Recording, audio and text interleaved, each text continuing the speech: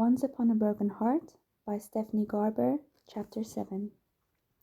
If storms were made of scandal sheets, queues of gentlemen dressed with starched cravats, and notes of questionable origin, then the perfect storm was brewing in Evangeline's world the next morning. She just didn't know this yet. All she knew about was the note of peculiar origin which had prompted her to slip out of the house at daybreak. Meet me, the curiosity shop, first thing after sunrise. Luke. Evangeline's heart had nearly burst after she discovered the message in her bedroom the night before. She didn't know if this was a new note or an old one that she was only finding now, but she'd fallen asleep reading it again and again, hoping that Luke would be waiting for her in the morning with a story that was different from the one she'd heard from Marisol. Yesterday's conversation with Marisol had shaken Evangeline. It had almost convinced her that she'd been deluding herself about Luke. But hope is a difficult thing to kill. Just a spark of it can start a fire, and this note had given Evangeline a new spark. Her father had owned 4.5 shops across Valinda. He'd been the silent half-partner of a tailor that sewed weapons into clothing. He'd built a secret bookshop, only accessible by a secret passage. Then there was his store in the Spice Quarter, covered in decorative wanted posters and captions that read like short outlandish crime stories. His third shop was a secret, even from Evangeline, and his fourth store was her favorite place of all, Maximilian's Curiosities, Whimsies, and Other Oddities. This was the store where Evangeline had started working as soon as her father had allowed it. He used to tell customers that everything inside was almost magic, but Evangeline had always believed that some of the items that passed through this shop really were enchanted. She'd often tracked down the chess pieces that had wandered from their boards, and sometimes the paintings wore different expressions from those they had the day before. Evangeline's chest tightened with something like homesickness as she turned a corner onto the brick street that Maximilian's Curiosities called home. She'd missed the store during the week she'd been made of stone, but she hadn't felt just how much until that moment. She missed the walls her mother had painted, the shelves packed with her father's finds, the bell. Evangeline skidded to a halt. Maximilian's Curiosities had closed its doors. The copper-lined windows were boarded up, the awnings were ripped off, and someone had painted over the name on the door, under new ownership, closed until further notice. No, not the shop. Evangeline banged and banged on the door.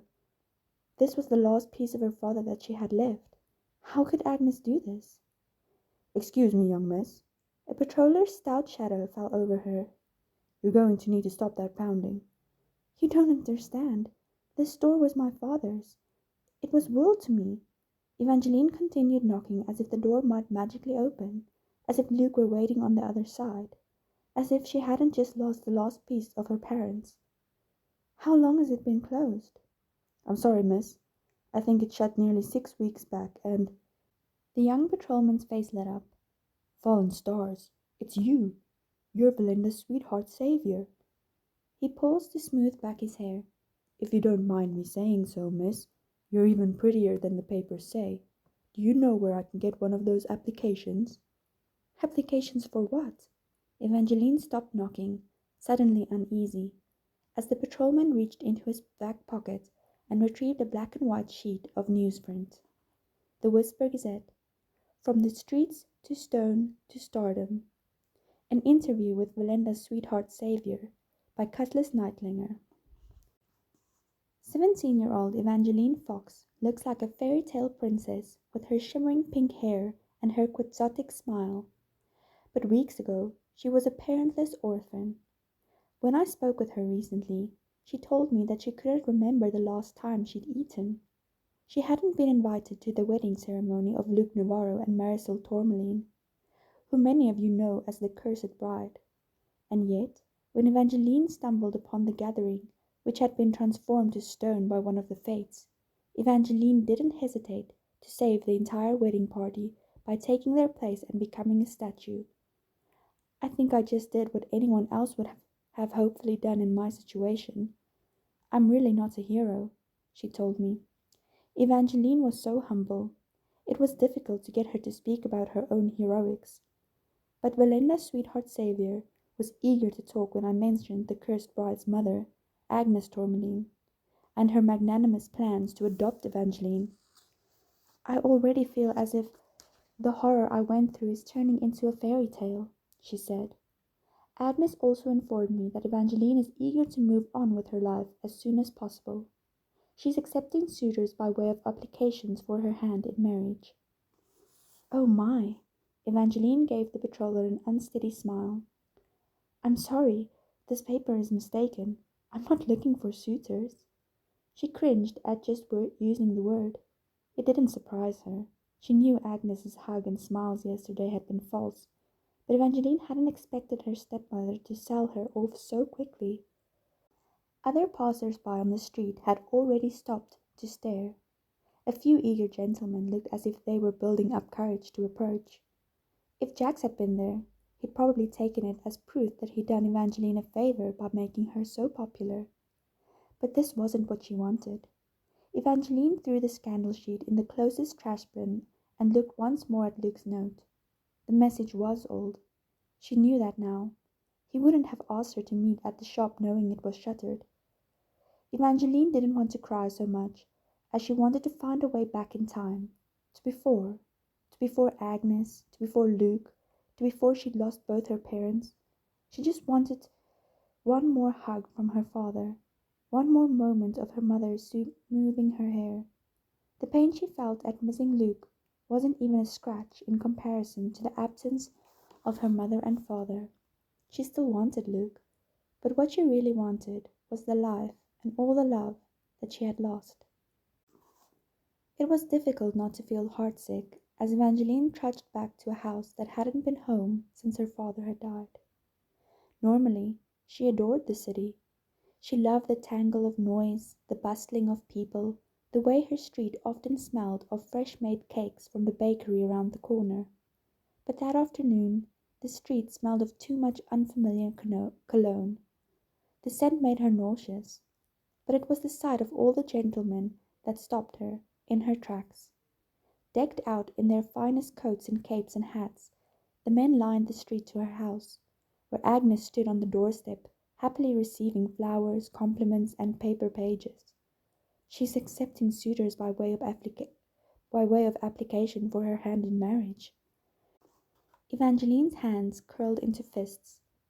A fraction of the men were almost attractive, but many of them were the age her father had been or older. She might have turned around if she had somewhere else to go, but thanks to Agnes, the curiosity shop was closed, and Evangeline found she was more in the mood to fight than to run. She marched toward the house with a demure smile. "Oh, there she is," Agnes cooed, but Evangeline didn't give her the chance to say anything else.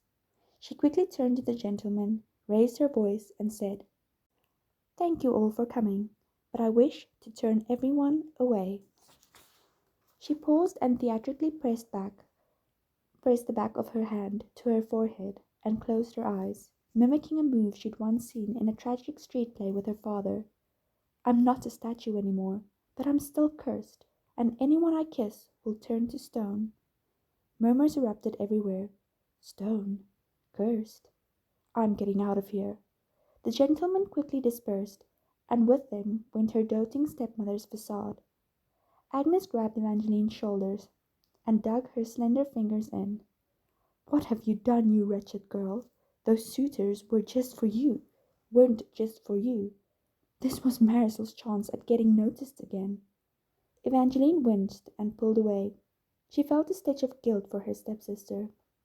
But as of yesterday, Marisol wasn't over Luke either.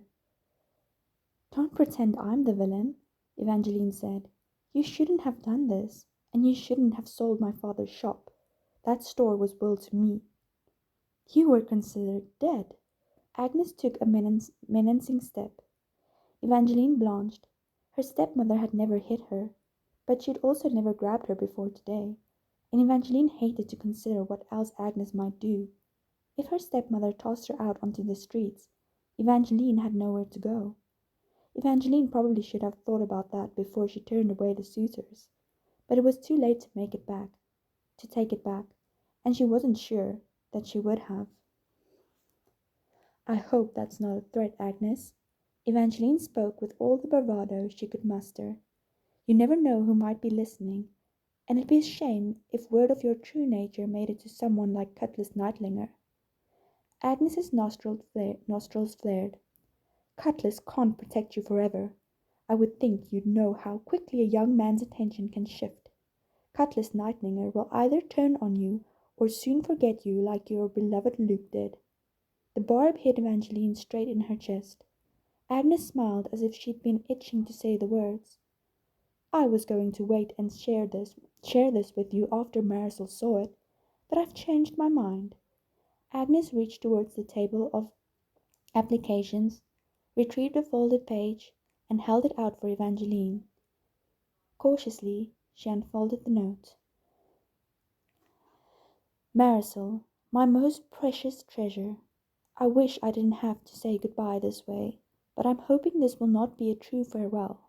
I'm leaving Valenda, in hopes of finding a healer. The next time I see your beautiful face, it will be the Luke that you first fell in love with, and we can be together again. With every heartbeat, from my heart. Evangeline couldn't read any more. She didn't need to reach to the end to know the handwriting belonged to Luke.